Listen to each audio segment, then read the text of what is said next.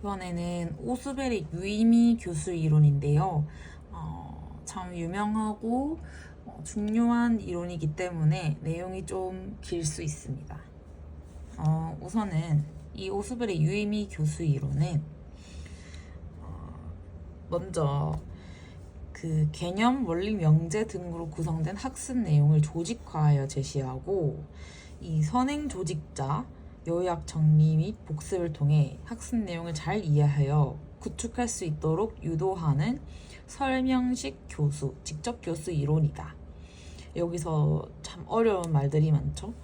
뭔가 이걸로 구성된 학습 내용을 조직하여 제시하고 선행 조직자, 요약 정리, 설명식 교수 이런 것들이 키워드인데 새로운 학습 과제를 학생이 지니고 있는 기존의 인지 구조와 연관하여 파악할 수 있을 때 학습 내용을 잘 이해하고 기억하여 새로운 상황에 잘 적용할 수 있는 유의미 학습이 촉진된다 라고 이야기를 하는데, 여기서 봐요.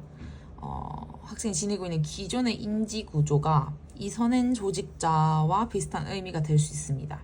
그래서 이 연관하여서 학습 내용을 잘 이해하여 파악할 수 있다고 합니다. 그래서 이것을 그냥 이해하는 것이 뿐만 아니라 새로운 상황에 잘 적용할 수 있는 게 유의미 학습이다 라고 이야기를 하고 있습니다. 그래서 이 오스베리 유의미 교수 이론의 특징은 세 가지.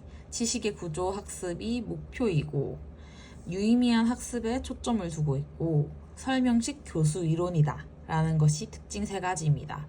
여기서도 지식의 구조라는 말이 나오는데, 이것은 나중에도 설명드리겠지만 지금은 간단히 설명드리면 핵심 개념과 일반적 원리, 개념과 원리라고 생각을 해두면 됩니다. 우선 이 유의미 교수 이론이 이루어지는 과정을 한번 볼게요. 우리가 지식의 구조를 학습한다 했잖아요. 이게 목표라 했잖아요. 그래서 개념과 원리를 학습을 해요. 근데 이 유의미한 학습 과제는 그 독립 변인으로서 작용을 하고, 그 다음에 기존에 조직된 인지 구조, 포섭과 동화의 인지 과정, 이것들이 매개 변인으로 작용합니다. 그래서 결국에는 종속 변인으로서 명제의 재생, 파지, 적용이 일어나서 이제 명제의 적용까지 하게 되면 심층적 이해와 적용이 가능하다라고 말할 수 있겠습니다. 그래서 여기서 말하는 기존에 조직된 포섭과 동화 인지 과정, 이런 것들이 이제 미리 알고 있는 인지 구조, 선행 조직자와 연관이 됩니다. 그러면 유의미 학습의 조건이 또 있겠죠? 유의미 학습의 조건은 우선 유의미한 학습 과제가 있어야 합니다. 유의미한 학습 과제란 무엇일까요? 그것은 실사성, 구속성을 가진 개념과 원리로 조직된 것, 그리고 논리적 유의미가를 지닌 과제라고 하는데, 그 말이 어렵죠? 실사성은 명제의 의미가 변하지 않는 것, 구속성은 의미적으로 맺어진 관계가 굳어져 그 관계를 변경할 수 없는 것. 이제 이 명제의 의미가 변하지 않는다는 것은 예를 들면 어떤 것일까? 예를 들면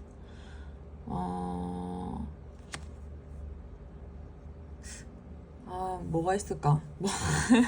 명제의 의미가 변하지 않는 것. 이제 일반적인 원리를 말하는 거죠. 얼음이 녹으면, 열을 받아서 녹으면 물이 된다. 이 의미가 변하지 않는 것이죠. 그리고 임의적으로 맺어진 관계가 굳어져 그 관계를 변경할 수 없는 것. 이것 또한도 관계를 변경할 수는 없죠. 열이 가해지면 얼음이 이제 열을 받게 되어서 물로 이제 형태가 변한다는 것이죠. 이게 반대로 될 수 있긴 한데 열을 가하느냐 마느냐에 따라서 다르기 때문에 우선 이 관계를 변경할 수 없다는 것은 사실입니다. 논리적 유의미가를 지닌 과제란 이 실사성과 구속성을 같이 가지면 자신의 인지구조와 의미있게 관련 지을 수 있는 그 사실이 논리적 유의미가를 지녔다 라고 할 수 있다고 합니다. 사실 저도 이게 잘 크게 와닿진 않습니다. 그리고 인지구조 내에 관련 정착 의미가 존재하게 됩니다. 관련 정착 의미. 우선 인지구조라는 것은 기존의 개념의 집합체라고 할 수 있고, 이 포섭을 매개하여서 이제 동화되고 내가 원래 알고 있던 것들과 동화되고 재조직화되어서 새로운 의미가 생성되기도 하고요. 이것이 파지의 기능을 매개하게 됩니다. 그래서 이 관련 정착 의미가 존재하면 잠재적 유의미가가 발생을 하는데 새로운 학습 과제가 기존의 인지 구조와 관계를 맺을 수 있는 근거를 제공해 주는 것, 그것이 잠재적 유의미가라고 할 수 있겠습니다.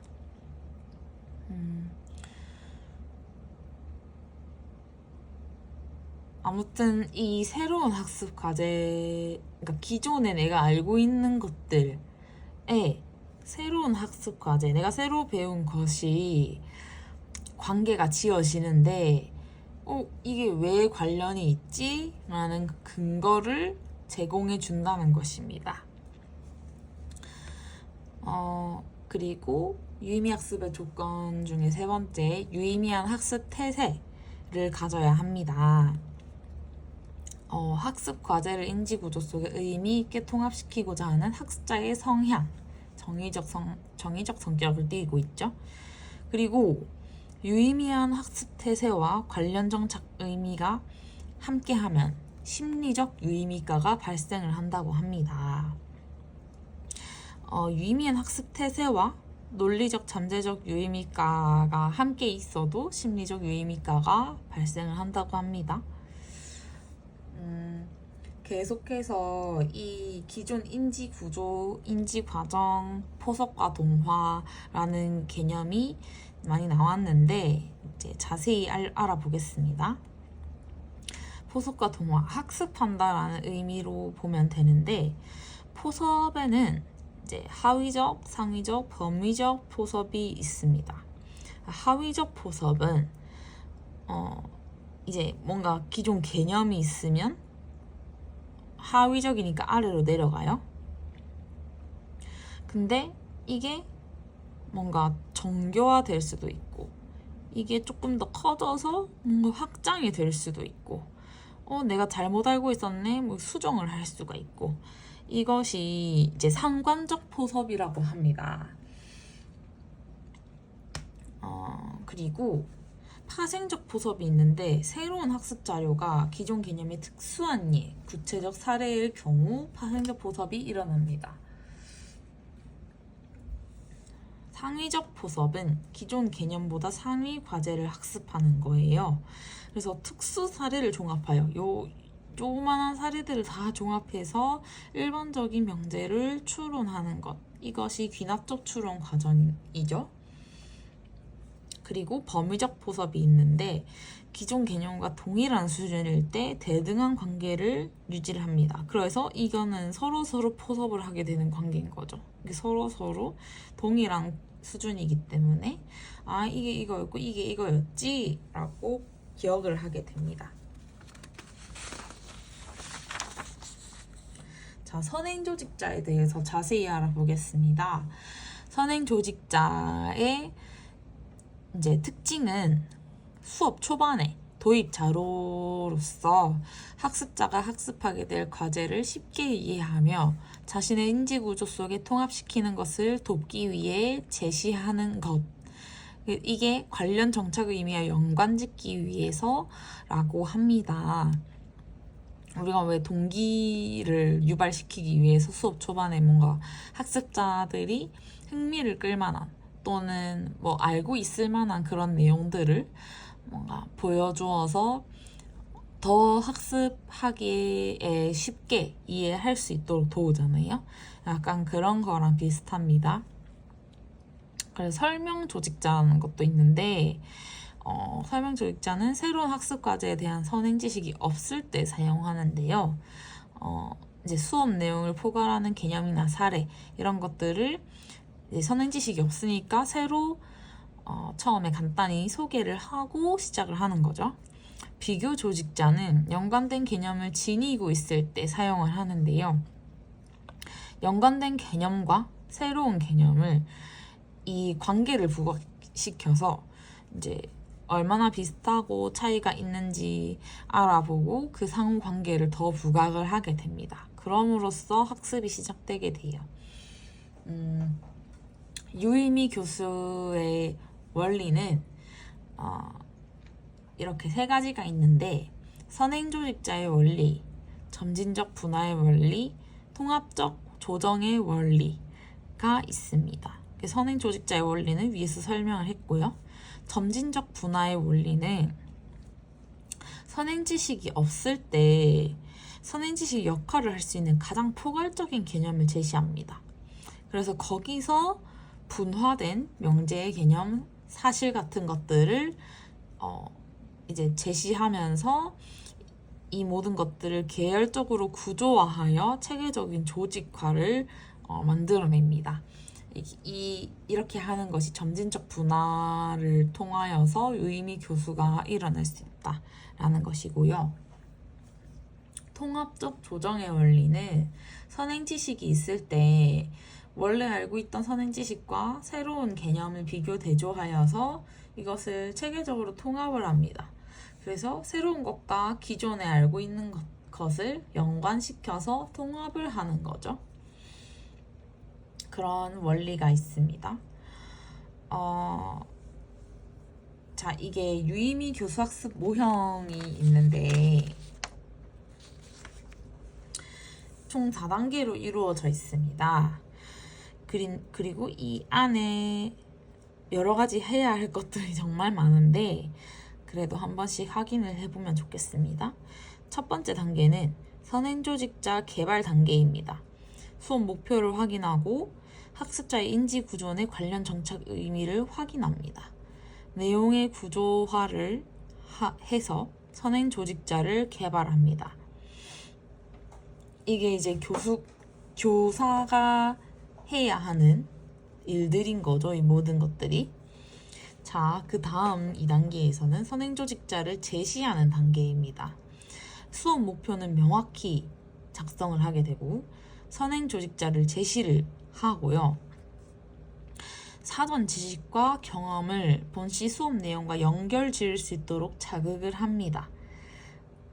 그리고 3단계로서 학습 자료 및 과제 제시 단계. 본시 수업 내용을 제시하고 점진적 분화의 원리를 적용시킵니다. 아까 점진적 분화의 원리는 선행 지식이 없을 때 포괄적인 개념을 제시했다가 분화된 명제 개념 사실을 계열적으로 구조화했다고 했습니다. 그래서 학습 내용 및 자료의 논리적 조직을 명료하게 하기. 이게 3단계로서 자료 및 과제를 제시하는 단계였고요. 마지막 4단계 인지구조 강화 단계가 있습니다. 통합적 조정의 원리를 통하여서 우리가 알고 있는 게 또 생겼고 새로운 것을 배웠어요. 그것을 비교하고 대조하여서 머릿속에 이제 체계적으로 통합을 하는 거죠. 그리고 무언가 실제적인 상황에 적용시켜 보기도 하고 비판적인 질문을 통해서 능동적인 학습을 유도할 수도 있습니다. 이 부분에서 소크라테스식 문답법을 사용할 수도 있습니다.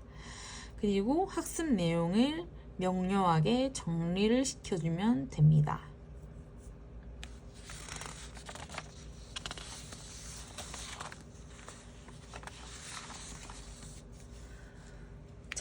이제 유의미 교수법의 장점과 문제점과 그 보완책에 대해서 알아보겠습니다. 먼저 장점으로는 선행 조직자를 통해서 사전 지식을 활성화시켜서 이해를 촉진시킬 수 있어요. 학습 내용을 조직화시켜서 학습을 더 잘 될 수 있도록 도우고요. 안정된 파지와 높은 학습 전이를 촉진할 수 있고 학습 노력의 경제성이 있어요. 그렇죠. 근데 문제점이 있는데 무비판적으로 수용을 하는 학습을 할 가능성이 존재를 합니다. 실제로 비판적 능력이 없어서 지식의 본질을 따져보지 못하고 그대로 수용하는 경우가 있어요. 그래서 이게 능동적인 게 아니라 수동적인 학습이 되는 것이죠. 이거를 능동적 학습으로 바꾸기 위하여서는 소크라테스식 문답법이라는 방법이 있는데 이제 이것이 개념의 정확한 정의와 적용을 할 수 있는 능력이 있어야 돼요. 소크라테스식 문답법은 두 가지로 이루어져 있는데 반어법과 삼파술입니다. 반어법은 구체적인 사례를 제시하고 그 개념이 정확한지 확인하는 질문을 합니다. 삼파술은 질문과 답변의 과정을 통해서 정확한 개념 정의에 도달하도록 하는 논리적 추론 과정입니다.